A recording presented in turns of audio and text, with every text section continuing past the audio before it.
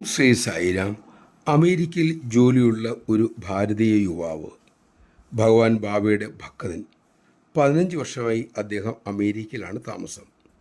വീട്ടുകാരുടെ താല്പര്യം മൂലം, നിർബന്ധം മൂലം വിവാഹാലോചനയ്ക്കായി നാട്ടിൽ തിരിച്ചെത്തി. മുംബൈ വിമാനത്താവളത്തിൽ അദ്ദേഹത്തിൻ്റെ ലഗേജ് പരിശോധിച്ച ശേഷം 10,000 രൂപ ഡ്യൂട്ടി അടയ്ക്കണമെന്ന് ആവശ്യപ്പെട്ടു. യുവാവ് അതിൻ്റെ ആവശ്യമില്ലെന്നും അതിന് തക്കതായി തൻ്റെ ബാഗിൽ യാതൊന്നും ഇല്ലെന്നും പറഞ്ഞു. പക്ഷേ ഉദ്യോഗസ്ഥർ വഴങ്ങിയില്ല. ഒടുവിൽ യുവാവ് പറഞ്ഞു, സർ, സത്യമാണ് ഞാൻ പറഞ്ഞത്. അന്യായമായി ഞാൻ പണം അടയ്ക്കുകയില്ല. നിങ്ങൾ എൻ്റെ സാധനങ്ങൾ പിടിച്ചെടുത്തുകൊള്ളൂ. ഞാനത് വേണ്ടെന്ന് വയ്ക്കുകയാണ്.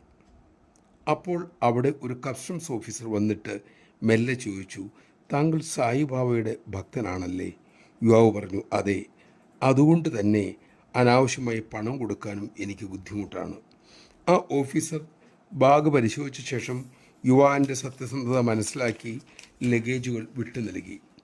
പുറത്തിറങ്ങിയപ്പോഴാണ് ആ ഓഫീസറോട് നന്ദി പറഞ്ഞില്ലല്ലോ എന്ന് യുവാവ് ഓർത്തത്.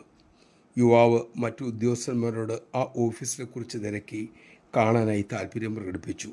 പക്ഷെ അദ്ദേഹത്തെ കണ്ടെത്താൻ അവർക്കാർക്കും കഴിഞ്ഞില്ല.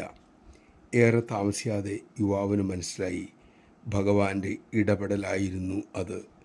തൻ്റെ സത്യസന്ധതയ്ക്ക് ഭഗവാൻ നൽകിയ സമ്മാനം. ജയ് സായിറാം.